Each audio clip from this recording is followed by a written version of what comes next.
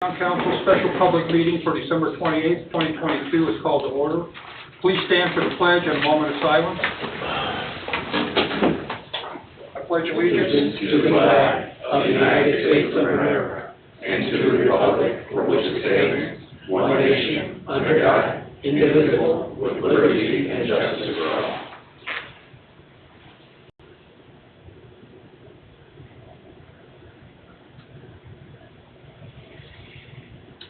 Thank you, everyone. Roll call, please. Ken? Robert Carnahan. Here. John Foreman is absent. Ralph Miller. Present. Colleen Sheehan is absent. Richard Sharp. Here. Julia Rivera. Here. Randy Niemeyer is absent. I am present. Chris Velez. Present. David Austin. Present. Okay, thank you. Public comment on agenda items only. Public comment? See anything, Jen, on online? No one online. Okay, nope. Okay, seeing no public comment, we move to the ordinances. Ordinance number 1443, an amendatory ordinance for at-large council seats. Is your ordinance, Jen? Would you consider reading it by title only? And then Okay, provide sure. an explanation? I'm sure. Julie, by title only? An ordinance amending town ordinance number 1168, being an ordinance amending town ordinance number 834, being an ordinance ratifying town ordinance number 810, being an ordinance amending the town code pertaining to the legal descriptions of ward boundary districts in the town of Cedar Lake, and repealing all town code sections and ordinances or parts thereof in conflict herewith, and repealing all town code sections and ordinances or parts thereof in conflict herewith, repealing all town code sections and ordinances or parts thereof in conflict herewith, and all matters related thereto, and repealing all town code sections and ordinances or parts thereof in conflict herewith, and all matters related thereto. Thank you, Julie. Dave, if you could. Thank you, Rick. This ordinance is presented to you to provide a bit of clarification in the method and procedures to be used for primary and general elections in our town, and the two at-large seats that you declared and established by your ordinance 1423, which was adopted here September 6th this year. That ordinance is a good ordinance. What needs to be in the amended ordinance is the protocols by which the two at-large seats will be conducted and how a council member will be selected. And you'll see here throughout, there's a description of the current existing ordinance, 1423, your ratification of same, but for this clarification, and extension of the ordinance for the clarity. So you will see there are a number of places where all that ratification and procedures are identified. But you'll see on page 3, referencing section 30.03 of the town code, that town acknowledges its 5 ward council members and 2 at large, identifies on there are a number of exhibits here. You'll remember these were the exhibits that were the legal descriptions for the 5 ward boundaries, and then for the town itself. They were all exhibits to that ordinance. I'll draw your attention to page 12, section 2, that pursuant to the Indiana Code, section 36-5, for the election of the 2 at-large town council members, no more than 2 selections for the 2 at-large seats will be made by each voter, with 2 candidates receiving the highest vote totals prevailing. This procedure will apply to each of the general elections as the case may be. So while you have what appears to be a heavy ordinance, it comes right down to those 5 lines, and clarity of what an election result will mean at the conclusion when the voters have made their selection. Happy to answer any questions. Chris and I have been working on this for clarity's sake since the last meeting, and we had time to get it done before year end, so there was no misunderstanding. Yes. So the maps didn't change, they still stay the same. Everything's the same, It's Bob. just clarification on the two at-large positions. That's right. Correct. The county election board needed us to specify exactly how they are to administer the election because they can't guess for us, so we needed to get this amendatory ordinance prepared. And now they have guidance at the election board. Okay. And on the two, at-large, there could be anywhere from 10 to 15 candidates, right? For Or each- more, Bob, horse Yeah. race, Kentucky Derby sometimes sends out 20. Okay. They do have 20 on it, yes. I've been doing 20. Okay, okay. Thank you, Dave. Thank you, Chris. We've had the reading of ordinance number 1443 and the explanation by our town attorney. Do we have a motion for approval? I'll make the motion to approve. Motion by Ralph, I'll second. second by Julie. Roll call, please. Robert Carnahan, Yes. Julie Rivera, Yes. Ralph Miller. Yes. Richard Sharp. Yes. Motion carries 4-0. Now, Mr. Osham, we only have four members here. Can we still suspend the rules for a second reading? You may, based upon the unanimous approval made of the first reading, you are able to do so. Thank you, Dave. Do we have a motion to suspend the rules so we may have a second reading of ordinance number 1443? I'll make a motion to suspend the rules. Motion by Julie, I'll second. second by Ralph. Roll call, please. Robert Carnahan, Yes. Julie Rivera, Yes. Ralph Miller. Yes. Richard Sharp. Yes, motion carries 7-0. 4-0. Or 4-0. Thank you, Bob. All right, ordinance number 1443, an amendatory ordinance for at-large council seats, the second reading. Julie, by title only, again, please. Should have taped it. Yes, I feel like Anchorman reading from the teleprompter wherever you go. An ordinance amending town ordinance number 1168, being an ordinance amending town ordinance number 834, being an ordinance ratifying town ordinance number 810, being an ordinance amending the town code pertaining to the legal descriptions of ward boundary districts in the town of Cedar Lake and repealing all town code sections and ordinances or parts thereof in conflict herewith, and repealing all town code sections and ordinances or parts thereof in conflict herewith, repealing all town code sections and ordinances or parts thereof in conflict herewith and all matters related thereto, and repealing all town code sections and ordinances or parts thereof in conflict herewith and all matters related thereto. Thank you, Julie. We've heard the second reading of ordinance number 1443. Do we have a motion to approve?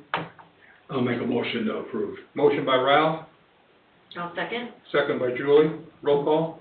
Robert Carnahan, Yes. Julie Rivera, Yes. Ralph Miller. Yes. Richard Sharp. Yes. Motion carries 4-0. And it is adopted, so we can take this to, go ahead, I'm sorry, Dave. Before you all leave tonight, please sign the Sign. ordinance, and if clerk could attest, it needs to go to the county tomorrow, I think. Yes, it does. Okay, Thank you. very good, thank you. Ordinance number 1441, 2023 salary ordinance amendment. The first reading was on December 20th, 22. Chris, if you could explain. Yes. Are you going to read by title only?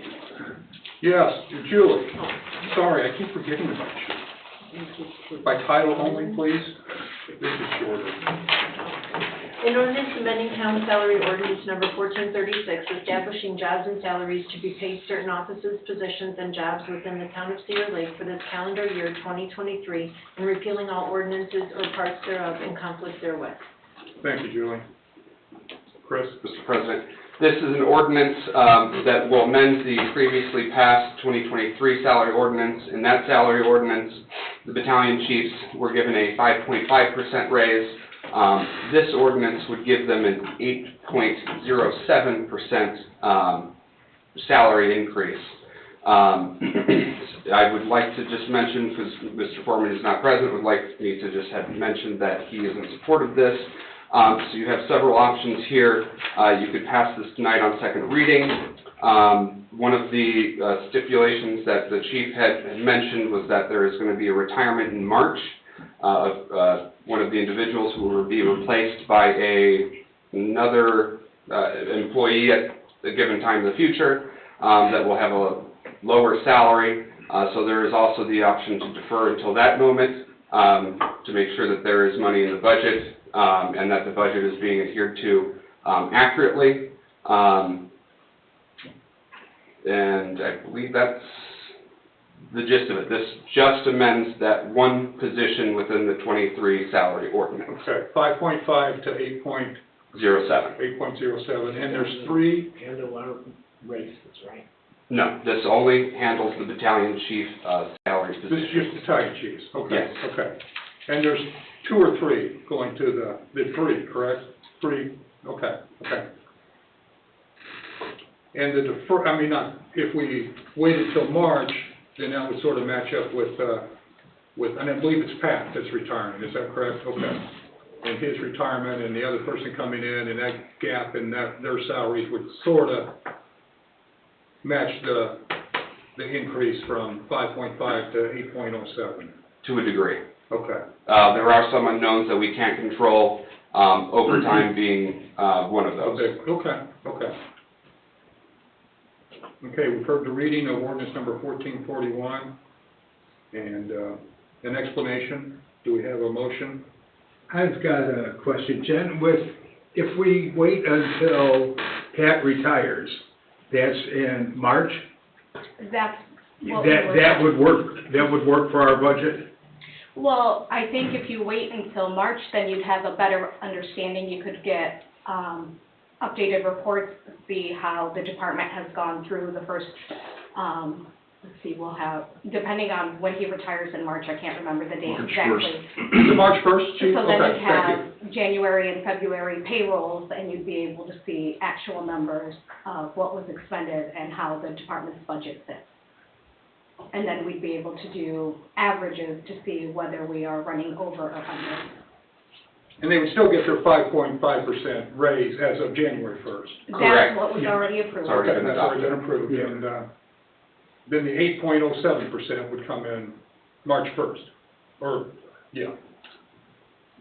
Okay, I would like to make that motion that we do it that way, that we do the amendment and look at it again on at our meeting in March.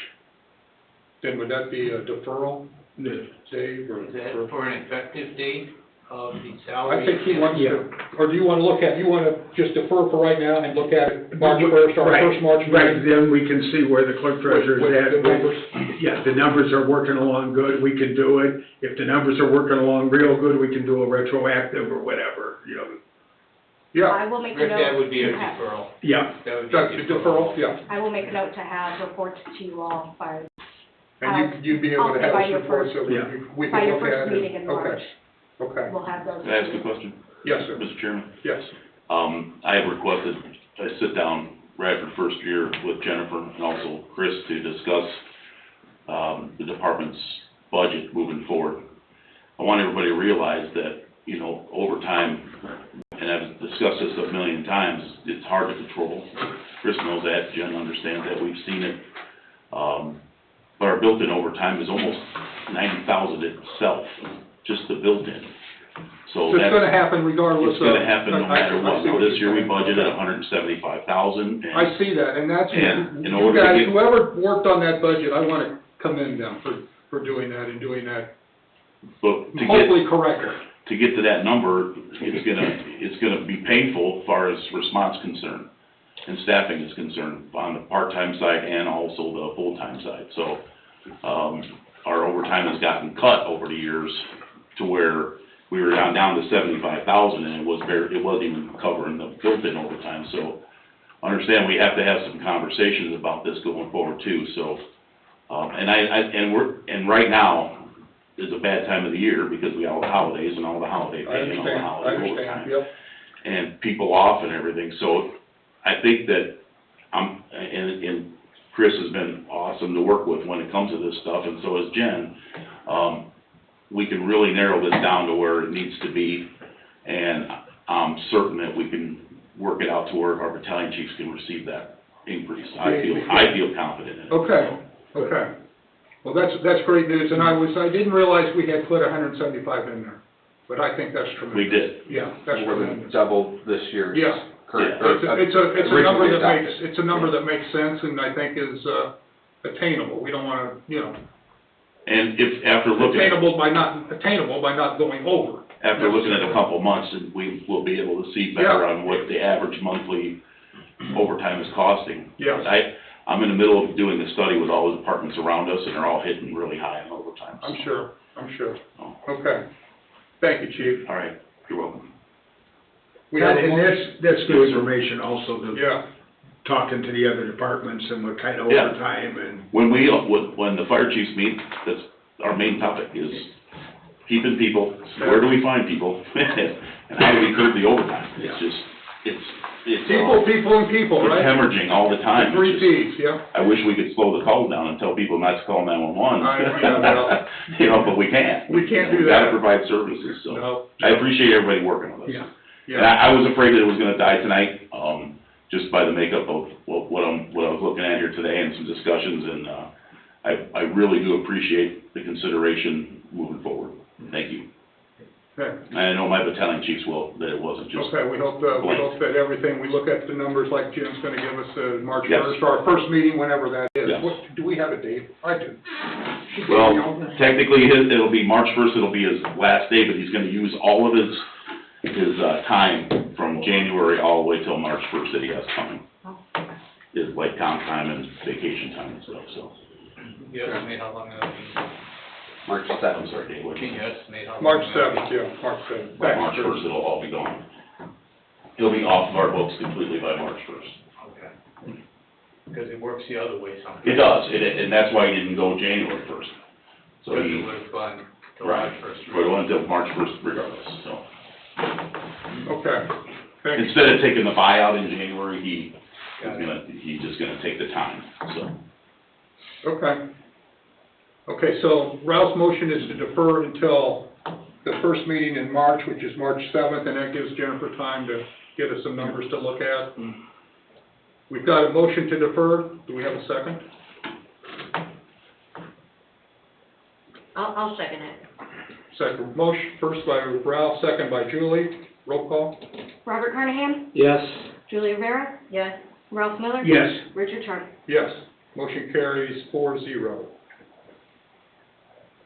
Now, Mr. Austin, does that complete this? Do we need another reading for this amendment or No, not? you deferred this, We've deferred it, yeah, we've deferred it, so we probably don't. when you do not. Okay, You're okay. good. Thank you, everybody. Thank you, Chief. Thank you, thanks for not killing it. Well, we never want to do that. I know, Yeah. I know you don't wanna do it, but I know it could have, so. Under new business, consider early closure compensation due to inclement weather for Thursday, December 22nd, 2022. Was it inclement weather? That's a kind way of putting that. That's I a didn't big know- understatement. I didn't know they named blizzards, but they apparently give names to blizzards as well. Was this Elliott? It was Elliot. It was Elliott, wasn't it? Yeah. For inclement weather, Elliott.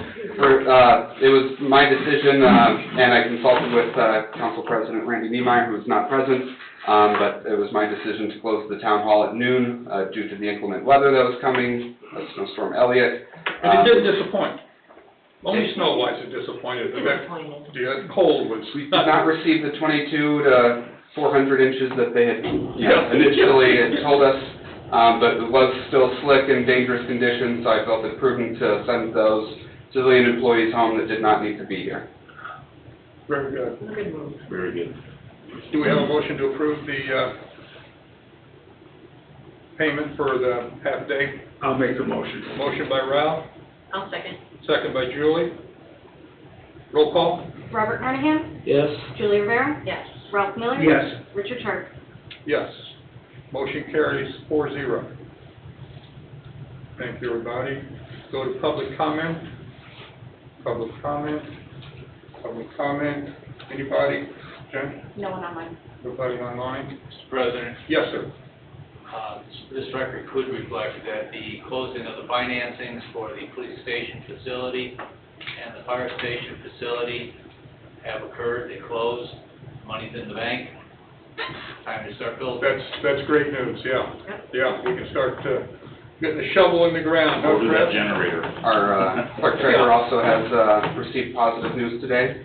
We are finally in receipt of our 1782. No, I didn't Wow. know, Jen, really? Yep. In a positive? In a positive. Okay. So They didn't cut it.